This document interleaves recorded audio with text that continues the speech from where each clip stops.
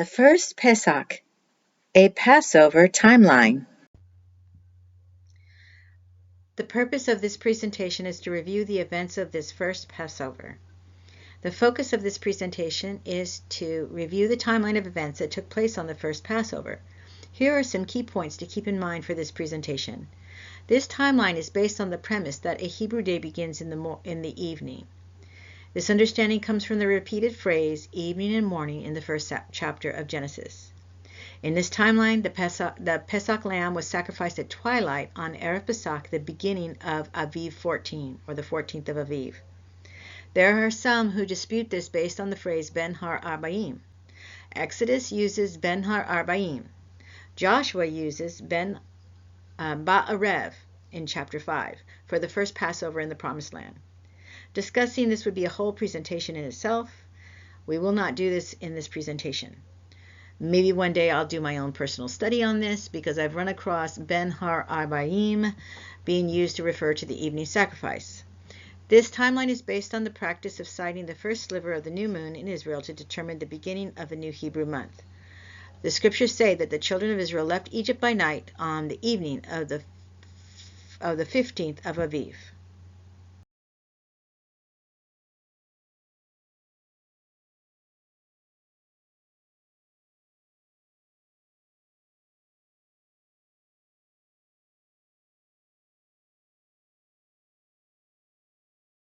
Morning and noon. That way we're all on the same page as we move into this study. So we're looking at the word evening, H3117, and that is Yom. Most of the time we recognize Yom as a 24-hour period, but it can also mean day as opposed to night. It can also be defined as evening and morning in Genesis. So for the purposes of this study, where I'm at in my understanding is a biblical day, a 24-hour biblical day is evening and morning as opposed to morning and evening. And that's because in Genesis chapter 1, at least 6 times, it says evening and morning were the first day, evening and morning were the second day, evening and morning were the third day. And if the morning came first, then I believe the scripture would say morning and evening. But it doesn't. It says evening and morning. So the other words for evening are neshef, which means twilight, but it can either be evening twilight or morning twilight. So the reason I share this word with you is because this is not the word that we see in Exodus chapter 12, referring to twilight. When we see twilight in the Passover, we're not talking about morning twilight because they're using a form of the word arev, which is evening twilight, and I'll show you that in a little bit. So this word can be either morning twilight or evening twilight. It's that time where you're transitioning from the daylight hours to the evening hours for evening twilight, or morning twilight, you're transitioning from darkness into light. Okay, we're going to jump down here.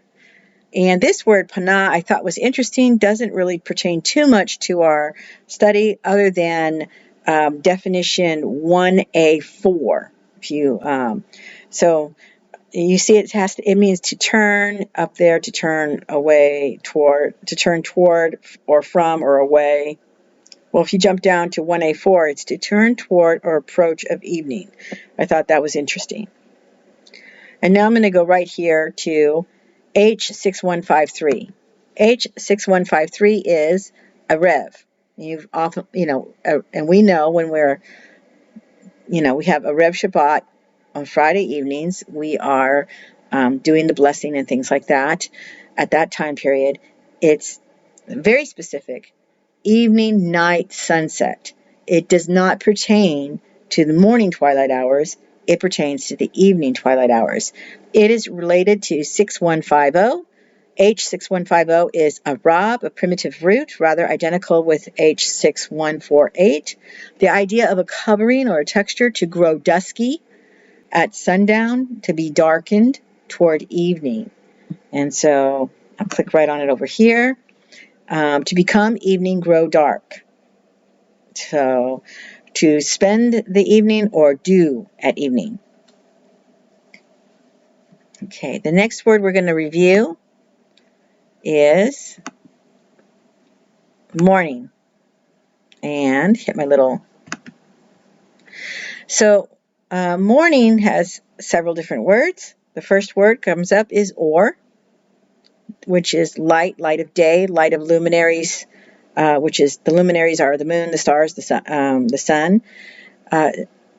Definition 1C is daybreak, dawn, morning light. So, morning begins when the sun is rising. So, darkness is diminishing and light is approaching, it's taking over, it's breaking. Yeah. Okay, moving on. There's also H1242, Boker, which means morning or break of day.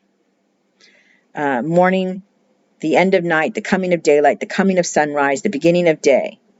So in this study, morning is, the sun is beginning to rise over the horizon line. It's illuminating the sky. Darkness is diminishing, and the day is becoming brighter. There's other words here that Yom, we already reviewed Yom.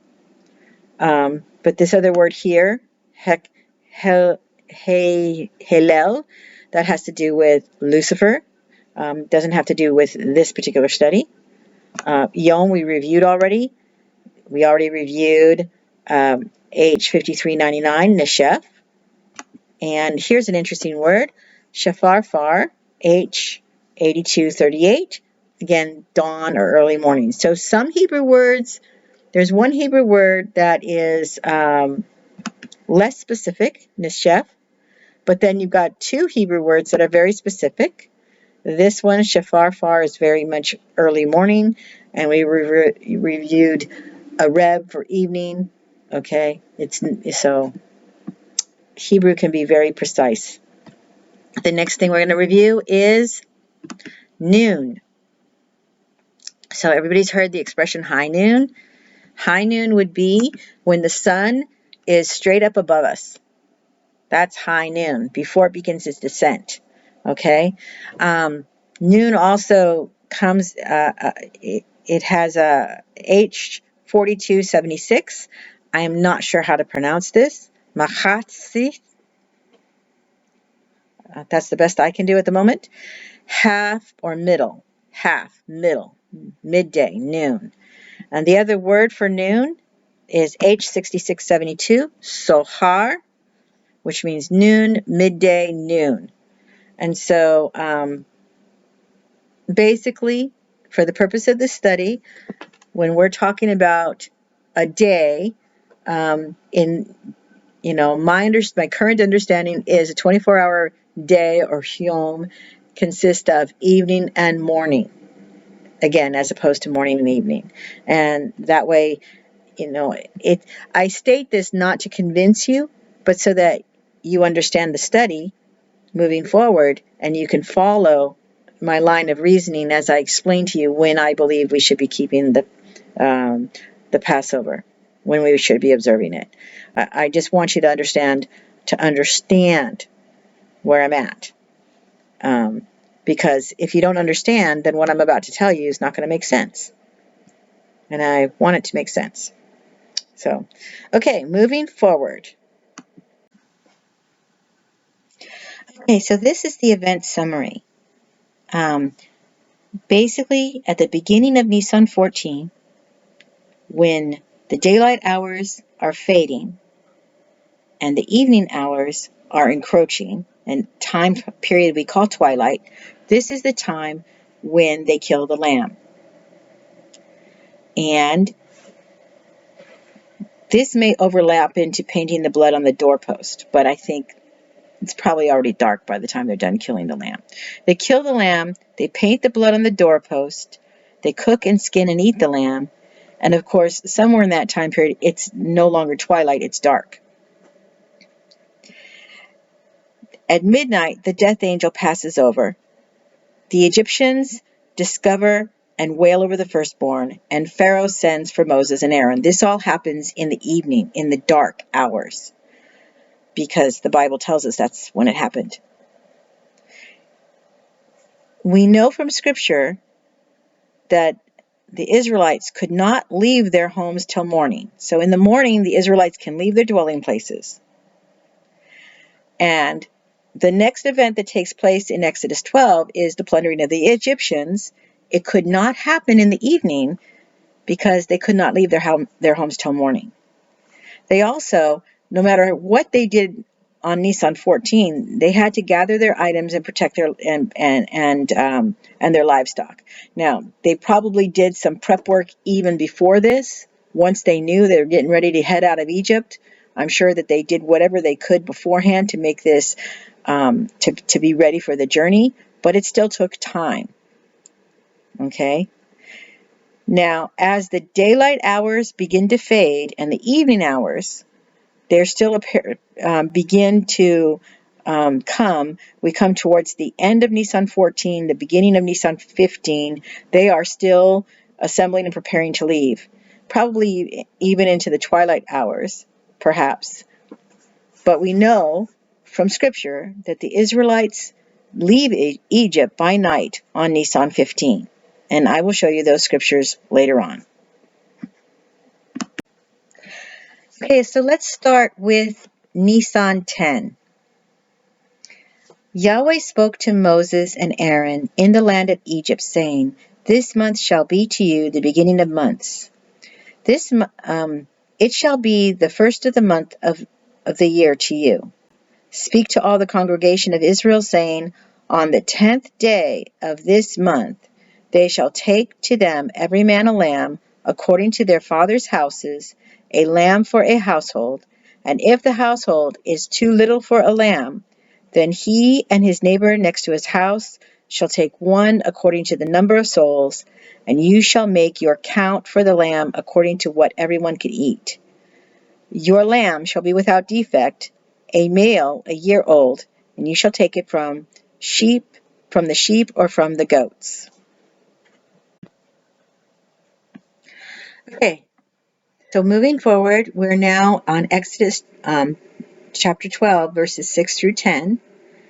And Moses is telling the people what to do on the 14th day of the month, which we know that in this study, the 14th day would begin in the evening, Erev Nisan 14. Okay? So you shall keep it until the 14th day of the same month, and the whole assembly of the congregation of Israel shall kill it at evening. They shall take some of the blood and put it on the two doorposts and on the lintel, on the houses in which they shall eat it. They shall eat the meat in that night roasted with fire and with unleavened bread. They shall eat it with bitter herbs. Don't eat it raw, nor boiled at all with water, but roasted with fire, with its head, its legs, and its inner parts.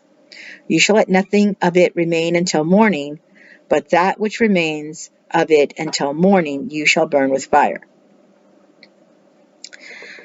And so, basically, if the day begins in the evening, Erev Nisan, they're killing it at twilight, okay? And they can't leave any of it until morning. It has to be burned up before morning. That's the important thing to remember here. Okay, so you remember briefly I was talking about the word Ben Ha-Arbaim, and that is loosely translated as between the evenings. I've also seen it translated as between the mixings. Well, that word is not used in Joshua chapter 5, verse 10. Here's the verse. The children of Israel encamped in Gilgal. They kept the Passover on the 14th day of the month at evening in the plains of Jericho. So Joshua is saying they did it at twilight. They did it at dusk. He's not saying they did it between the two evenings. Or at least that's what that chapter and verse is saying. Okay, So here we are, Nissan 14. My screen is dark because we're talking about things that are going to happen at night. I've also changed the hour hand on my little clock over there. Earlier I had it basically at 7 o'clock, and that's because in previous years I noticed that the sun was setting pretty close to that time period. I picked that for the time for twilight. 8 o'clock, it's probably going to be dark. Who knows? I could be wrong. But anyways, let's read the passage. We're going to read Exodus chapter 12, 11 through 14. This is how you shall eat it, with your belt on your waist, your sandals on your feet, and your staff in your hand, and you shall eat it in haste. It is Yahweh's Passover. For I will go through the land of Egypt in that night. Okay, let's pause for a minute. Which night? The same night they eat the Passover lamb. So they eat the Passover lamb at twilight. They have to stay in their houses. Their doorposts, the blood is painted over the doorpost. They can't leave their houses until morning. Okay? And that night, the night of Nisan 14, is the night the death angel goes through the land of Egypt. Okay? So let's go back to the reading. For I will go through the land of Egypt in that night, Nisan 14. Okay? And will strike all the firstborn in the land of Egypt, both man and animal. I will execute judgments against all the gods of Egypt. I am Yahweh. The blood shall be to you for a token on the houses where you are. When I see the blood, I will pass over you, and no plague will be on you to destroy you when I strike the land of Egypt. This day shall be a memorial for you. You shall keep it as a feast to Yahweh. You shall keep it as a feast throughout your generations, by an ordinance, forever. Okay, so the next passage, when you read it all together, it can seem a little confusing because it may seem like the days of unleavened bread begin with Nisan 14. We know we start eating unleavened bread. We don't eat leavened bread on Nisan 14, but we also do not eat leavened bread from Nisan 15 to Nisan 21. And as I read through this, I think you'll see I have certain days highlighted, and the reason is because when you read about the instructions in Leviticus and other parts of the scripture, you get a little bit more detail, a little more clarification that help to make it clearer. So here we go. So let's just read. 7 days you shall eat unleavened bread. Even the first day you shall put away yeast from out of your houses. For whoever eats unleavened bread from the first day until the 7th day, that soul shall be cut off from Israel. In the first day there shall be to you a holy convocation, and in the 7th day a holy convocation. No kind of work shall be done in them, except that which every man must eat. Only that may be done by you. So you are allowed to do work to prepare your food on those days. You shall observe the feast of unleavened bread, for in this same day I have brought you out your armies out of the land of Egypt. Therefore you shall observe this day throughout your generations, by an ordinance forever. In the first month, on the 14th day of the month at evening, you shall eat unleavened bread, until the 21st day of the month at evening. There shall be no yeast found in your houses for 7 days. For whoever eats that which is leavened, that soul shall be cut off from the congregation of Israel, whether he is a foreigner or one who is born in the land. You shall eat nothing leavened. In all your habitations you shall eat unleavened bread. Exodus 12:15 through 20. And I highlighted the words, the first month on the 14th day of the month at evening, you shall eat unleavened bread until the 21st day of the month at evening, because I did have a discussion with a friend of mine, and it almost reads as if the 14th day of the month is the first day of unleavened bread. But when we look at other scriptures in the Bible, you'll see that the 14th day of the month is the day that the day they killed the Passover lamb and ate the Passover. The 15th day of the month is the day they left Egypt by night.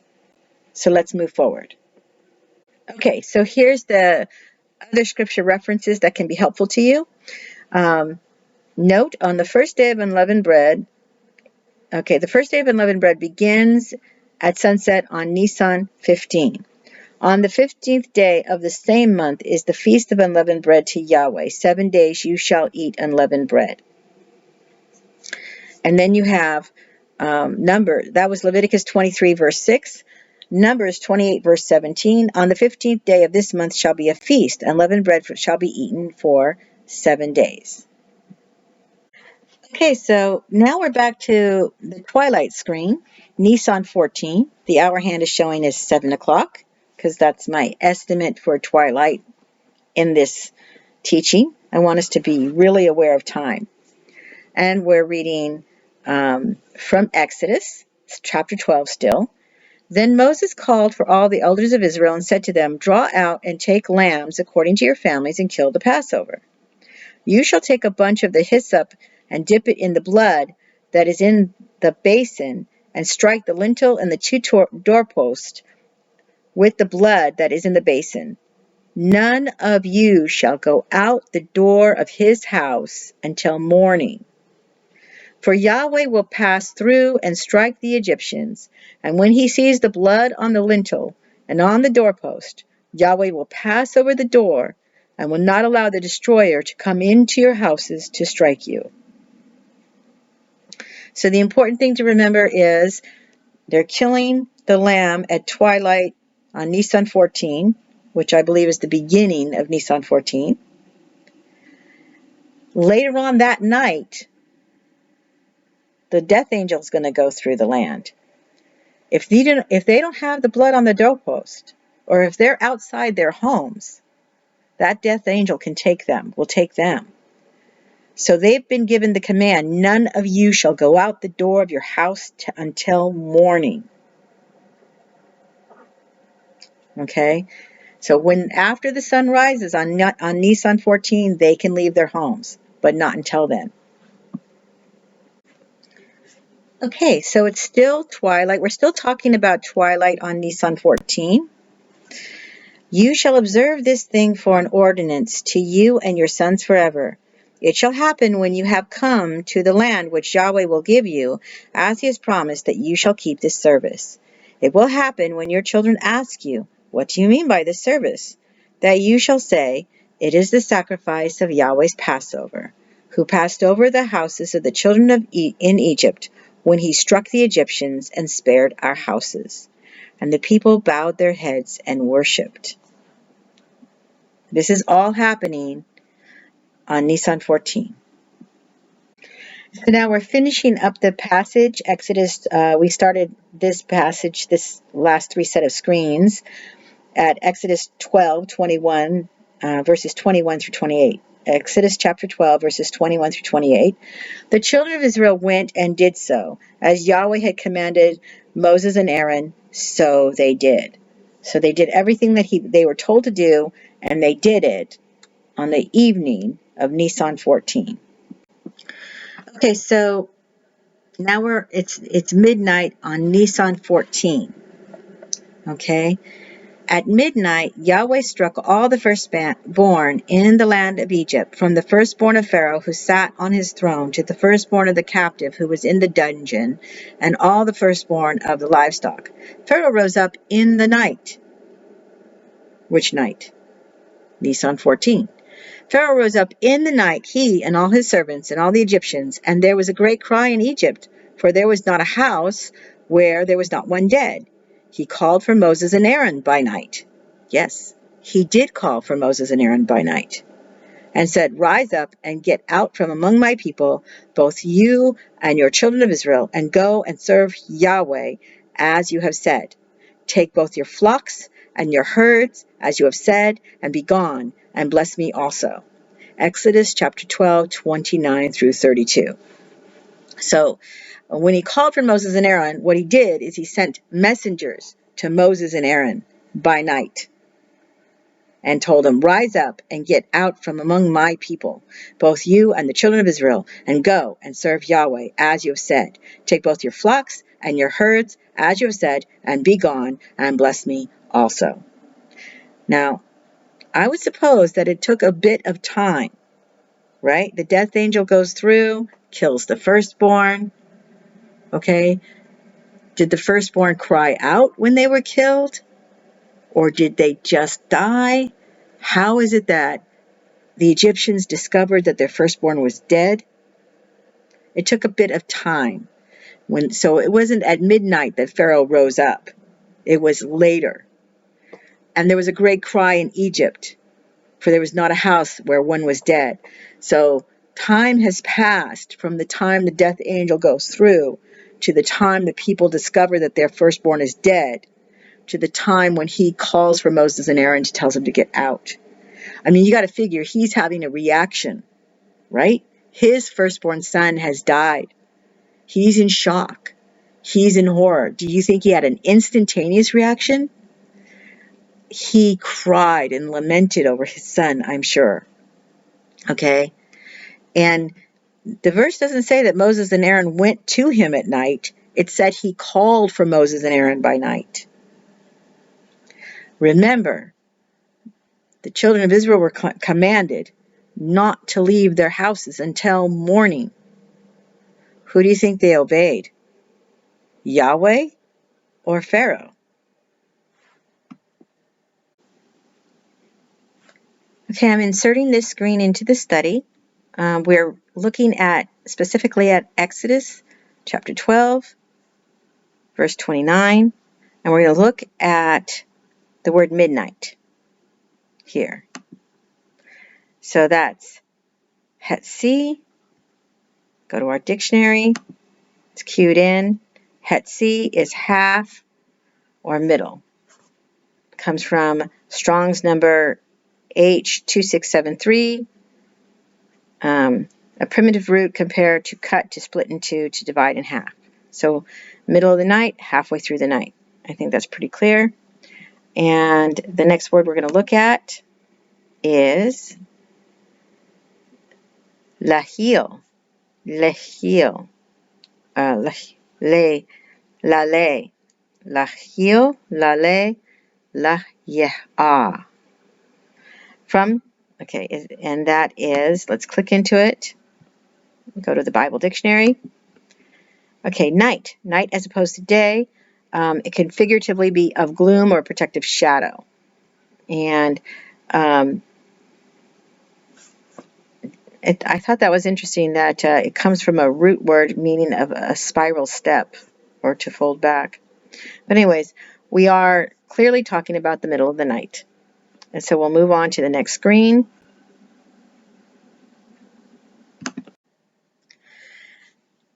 So it's still Nissan 14 now. And we're on a daylight screen because I believe morning has broken. Daylight has come. The Egyptians were urgent with the people to send them out of the land in haste, for they said, "We are all dead men." The people took their dough before it was leavened, their kneading troughs being bound up in their clothes on their shoulders.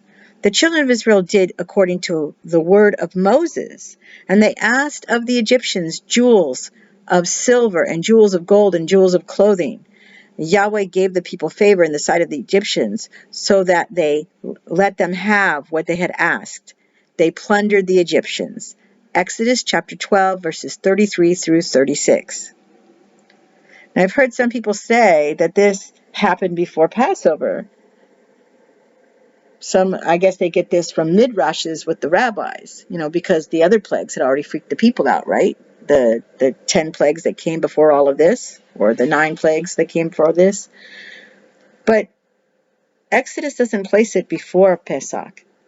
He doesn't place it before the death angel goes through. He places it afterwards. And we know that the children of Israel were commanded not to leave their homes till morning. So they could not plunder the Egyptians at nighttime in the middle of the night because they were commanded not to leave their house till morning. Think about this. How long does it take you to get your family up and out the door? How long do you think it took to mobilize over 600,000 men, plus all their women, children, and livestock, while they were plundering the Egyptians? Remember, they could not leave their homes until morning. That means they had to do this during the daylight hours on the 14th, after the sun rose in the morning. It took a bit of time. Okay, so it is now Nissan 15 and dark, because we know the scripture tells us the children of Israel left Nissan 15 by night. I will show you those scriptures. But let's read this passage, Exodus chapter 12, verses 37 to 42. The children of Israel traveled from Ramesses to Succoth, about 600,000 on foot who were men, in addition to children. A mixed multitude went up also with them, with flocks, herds, and even very much livestock. They baked unleavened cakes of dough, which they brought out of Egypt, for it wasn't leavened, because they were thrust out of Egypt and couldn't wait. They had not prepared any food for themselves. Now the time that the children of Israel lived in Egypt was 430 years. At the end of 430 years to the day, all of Yahweh's armies went out from the land of Egypt. It is a night to be much observed to Yahweh for bringing them out from the land of Egypt. This is the night of Yahweh to be much observed by all the children of Israel throughout all their generations. Okay, here's a clarifying scripture.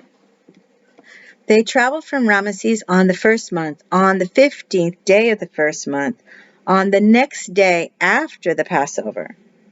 The children of Israel went out with a high hand in the sight of all the Egyptians, while the Egyptians were burying all their firstborn, whom Yahweh had struck among them. Yahweh also executed judgments on their gods. The children of Israel traveled from Ramesses and encamped in Succoth. Numbers 33, verses 3 through 5. So we see here that they traveled from Ramesses on the first month, on the 15th day of the first month, on the next day after the Passover. Okay, so now it's midnight on Nisan 14. Okay? At midnight, Yahweh struck all the firstborn in the land of Egypt, from the firstborn of Pharaoh who sat on his throne to the firstborn of the captive who was in the dungeon, and all the firstborn of the livestock. Pharaoh rose up in the night. Which night? Nisan 14. Pharaoh rose up in the night, he and all his servants and all the Egyptians, and there was a great cry in Egypt, for there was not a house where there was not one dead. He called for Moses and Aaron by night. Yes, he did call for Moses and Aaron by night, and said, Rise up and get out from among my people, both you and your children of Israel, and go and serve Yahweh as you have said. Take both your flocks and your herds, as you have said, and be gone, and bless me also. Exodus chapter 12, 29 through 32. So when he called for Moses and Aaron, what he did is he sent messengers to Moses and Aaron by night and told them, Rise up and get out from among my people, both you and the children of Israel, and go and serve Yahweh as you have said. Take both your flocks and your herds as you have said, and be gone, and bless me also. Now, I would suppose that it took a bit of time, right? The death angel goes through, kills the firstborn. Okay, did the firstborn cry out when they were killed? Or did they just die? How is it that the Egyptians discovered that their firstborn was dead? It took a bit of time. So it wasn't at midnight that Pharaoh rose up. It was later. And there was a great cry in Egypt, for there was not a house where one was dead. So time has passed from the time the death angel goes through to the time the people discover that their firstborn is dead, to the time when he calls for Moses and Aaron to tell them to get out. I mean, you got to figure he's having a reaction, right? His firstborn son has died. He's in shock. He's in horror. Do you think he had an instantaneous reaction? He cried and lamented over his son, I'm sure. Okay? And the verse doesn't say that Moses and Aaron went to him at night. It said he called for Moses and Aaron by night. Remember, the children of Israel were commanded not to leave their houses until morning. Who do you think they obeyed? Yahweh or Pharaoh? Okay, so we're still talking about Nisan 15, but let's read Leviticus chapter 23, verses 5 through 8. In the first month, On the 14th day of the month, in the evening, is Yahweh's Passover. On the 15th day of the same month is the feast of unleavened bread to Yahweh. 7 days you shall eat unleavened bread. In the first day you shall have a holy convocation, you shall do no regular work, but you shall offer an offering made by fire to Yahweh 7 days. In the 7th day is a holy convocation, you shall do no regular work. So this adds some clarification to one of the verses that we read earlier, and we know that Pesach is Nisan 14, we know that Nisan 15 is the day after Pesach, okay, and we know that Nisan 15 is the first day of unleavened bread, and Nisan 21 is the last day of unleavened bread. Okay, so we're going to revisit Joshua chapter 5, verses 10, 11, and 12. And I am reading from the World English Bible because that's in the public domain. But feel free to look these verses up in your own Bible. So, the children of Israel encamped in Gilgal. They kept the Passover on the 14th day of the month at evening in the plains of Jericho. They ate unleavened cakes and parched grain of the produce of the land on the next day after the Passover in the same day. The manna ceased on the next day after they had eaten the produce of the land. The children of Israel didn't have manna anymore, but they ate the fruit of the land of Canaan that year. So every time you look up Passover, you always see it associated with the 14th day. You never see it associated with the 15th. The 15th is the first day of unleavened bread. Okay, so right now we're going to go ahead and read Numbers chapter 9, verses 1 through 14. And again, you're going to find that Passover is associated with the 14th day.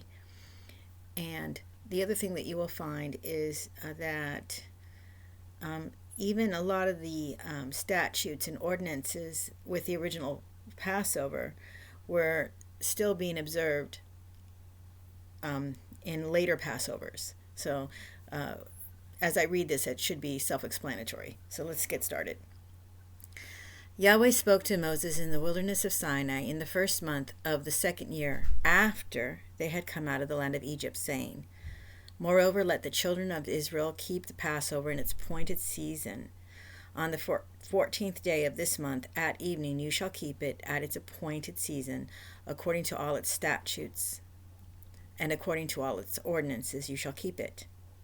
Moses spoke to the children of Israel that they should keep the Passover. They kept the Passover in the first month, on the 14th day of the month, at evening, in the wilderness of Sinai, according to all that Yahweh commanded Moses, so the children of Israel did. There were certain men who were unclean because of a dead body of a man, so that they could not keep Passover on that day, and they came before Moses and before Aaron on that day. Those men said to him, We are unclean because of a dead body of a man. Why are we kept back, that we may not offer the offering of Yahweh in its appointed season among the children of Israel? Moses answered them, Wait, that I may hear what Yahweh will command concerning you. And Yahweh spoke to Moses, saying, Say to the children of Israel, If any man of you or of your generations is unclean by reason of a dead body, or is on a journey far away, he shall still keep the Passover to Yahweh. In the second month, on the 14th day, at evening, they shall keep it. They shall eat it with unleavened bread and bitter herbs. They shall not leave none of it until morning, nor break a bone of it. According to all the statute of the Passover, they shall keep it. But the man who is clean and is not on a journey and fails to keep the Passover, that soul shall be cut off from his people, because he didn't offer the offering of Yahweh in its appointed season. That man shall bear his sin. If a foreigner lives among you and desires to keep the Passover to Yahweh according to the statute of the Passover and according to its ordinances, so shall he do. You shall have one statute, both for the foreigner and for him who is born in the land. So again, I'm reading from the World English Bible, and it's pretty clear. Numbers 9, verse 12, really stood out to me because this is a Passover after the original Passover that the children of Israel had in Egypt. This is the Passover they had in the wilderness, and they were still commanded not to leave anything of it until morning, nor break a bone of it. So they're obviously speaking about the lamb. They're not to have any leftovers left until morning, nor break a bone of it. And I thought that was very interesting, that that was still expected even after the original Passover. So the other thing is, it's Numbers 9:13 is much more strongly worded in different versions of the Bible. Let me see if it'll let me do this. Compare. Well, in the AFV version, and in the apostolic, what is that called? That is called the Apostolic Bible Polyglot with Strong's Numbers. That's the first one up here. It says,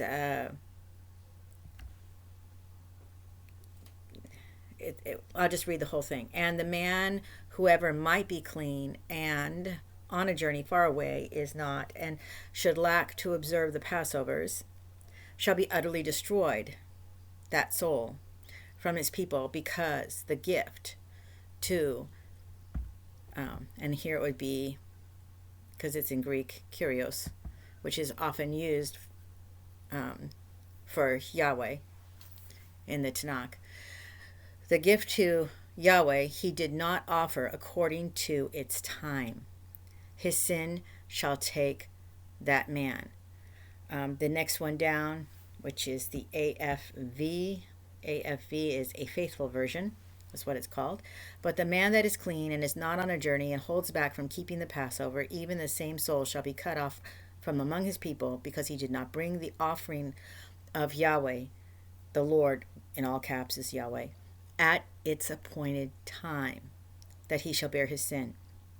And so the reason I'm including this or commenting on 9:13 is that we do have a responsibility to do our very best to keep the high days at their appointed time. And if you have a strong conviction about that appointed time, as I do, I believe that it's the beginning of Nisan 14, then you need to be faithful to that, because there is a strong consequence for not keeping the high days at the appointed time. So now Paul talks to us. Paul talks about how we are all looking through the glass darkly. And so people have other convictions, and I'm not going to pass judgment on anybody for their conviction. But the purpose of this video is to share my conviction, and so that the people I know and love know why I do what I do the way I do it. And if you're in agreement with me, we can do it together. But I in no way want to pass judgment on anyone who disagrees with me.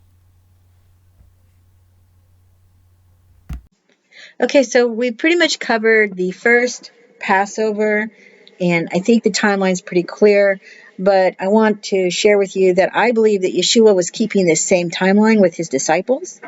I believe that if we read Matthew chapter 26, verses 17 through 30, Mark 14, verses 12 through 26, Luke 22, verses 7 through 38, and John 13, John chapter 13 through 17, we will come to the same conclusion. It's a little bit difficult because by the time they're keeping Passover in Yeshua's day, sometimes they're talking about Passover being the first day of unleavened bread, because don't we lump it all together, Passover and the days of unleavened bread, and think of them all as Passover or all as the days of unleavened bread? So, but Yeshua is keeping the Passover with his disciples, and for the most part, from as far as I can tell, he is keeping it at twilight on the beginning of Nisan 14, because we know that he's killed on Nisan 14, but not until the next day. He's in the Garden of Gethsemane at midnight. Okay, so and a note here, special note here. I have heard some say that this is a graduation dinner. However, all the passages above represent Passover and or the first day of unleavened bread, when the Passover lamb was sacrificed. Now, the key word here is when the Passover lamb was sacrificed. So when they say on the first day of unleavened bread, when the Passover lamb was sacrificed, they're talking about Pesach. They're talking about Nisan 14 and not Nisan 15. But again, as I said earlier, you know, their way of thinking is the whole week is Pesach. The whole week, including Passover, is days of unleavened bread, because we know we don't eat unleavened bread on Passover. So when the Passover... Oops. Yes, we do eat unleavened bread on Passover. I don't know what I was thinking when I said that. Passover lamb was sacrificed, he was not sacrificed on Nisan 15. He was sacrificed on Nisan 14. The Passover lamb was killed at the beginning of Nisan 14. So the original instructions for the sacrifice of the lamb was on Erev Nisan 14. So here it's we think about it, it's nighttime on Nisan 14, and after the meal, when it was already dark, they went to the Mount of Olives. Could Yeshua have been praying? Could he have been saying his prayers and wrestling with his own approaching death at the same historic hour that the death angel went through Egypt to strike down their firstborn? You want to read Matthew chapter 26 verses 30 through 74, Mark chapter 14 verses 26 through 72, Luke chapter 22 verses 39 through 62, and John 18 verses 1 to 27.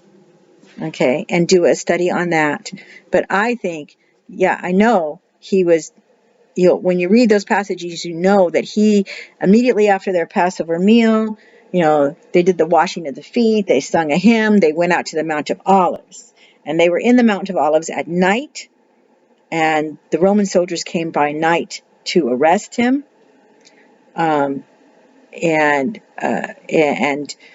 So there's a whole bunch of things that happened the night of Nisan 14, Erev Nisan 14. And again, this is important. This is why I believe if the scripture is saying that you eat the Passover on Erev Nisan 14, Yeshua is eating Passover on Erev Nisan 14, and the scriptures are very clear about that. There's no mention of any kind of graduation dinner when you read these scriptures. It's just not there. And so moving along, it's still Nisan. We know that Yeshua's trial was by night, but he was brought to before Pilate and Herod by day. Nisan 14, by day he was brought before them. His trial with the high priests was in the evening, by night, and it was an illegal trial. In fact, there is an Orthodox Jew who wants to redo the trial, but do it according to Torah, because they actually broke Torah by having that trial by night. And he was brought before Pilate and Herod by day, in the morning. He was hung on the cross during the daylight hours of Nisan 14. Some say it's around the time when, by this time, there had been a tradition, a temple sacrifice tradition of doing a Passover lamb later on Nisan 14, and some believe that is the same time that he was hanging on the cross, that he was, that was happening to him. Joseph of Arimathea and Nicodemus removed his body from the cross and placed him in the grave on Nisan 14 before sunset. Why? Nisan 14 is a preparation day. Okay? And the high Sabbath, we're told in Scripture, is the first day of unleavened bread, Nisan 15. They had to get him off the cross, or off the execution stake, or off the tree. They had to get him off before sunset, during the daylight hours of Nisan 14. or they would have, they would have been unclean. And plus, they didn't want to leave a man hanging on a tree. There's other scriptures about that as well. So the scriptures to read and review is Matthew 27, verses 1 through 66, Mark 15, verses 1 through 47, Luke 23, verses 1 through 56, John 18, verses 28 to 19, verse 42. Okay, so here we are on this screen where I have this chart that I designed, and this chart shows the difference between the Sadducees and the Pharisees. The Sadducees were from the priestly tribe and those affiliated with the priestly tribe. And the Pharisees were those who later became the rabbis. So the 14th of Aviv is the day that we're commanded to observe the Pesach. And basically, the Sadducees observe the Pesach at sunset, the beginning of the 14th. Okay? During the daylight hours of the 14th, Yeshua is crucified, taken down, and buried before sunset. Now, the Pharisees, they are keeping their Passover celebration on the high day, on the 15th. They're killing the Passover lamb on the 14th, and some records indicate that they were killing their Passover lambs around the same time Yeshua was being crucified.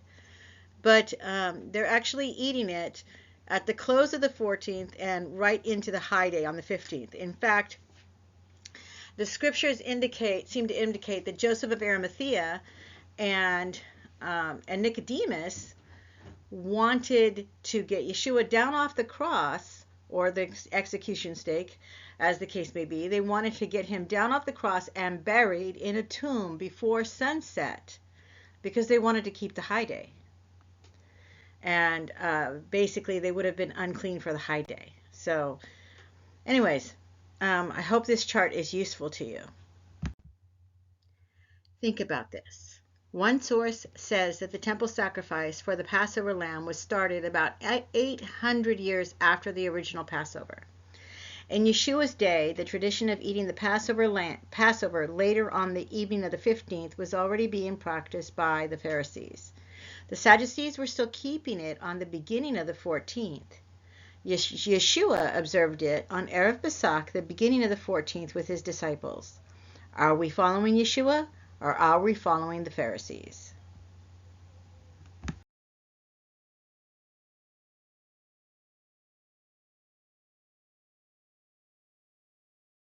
Thank you for allowing me to share this with you.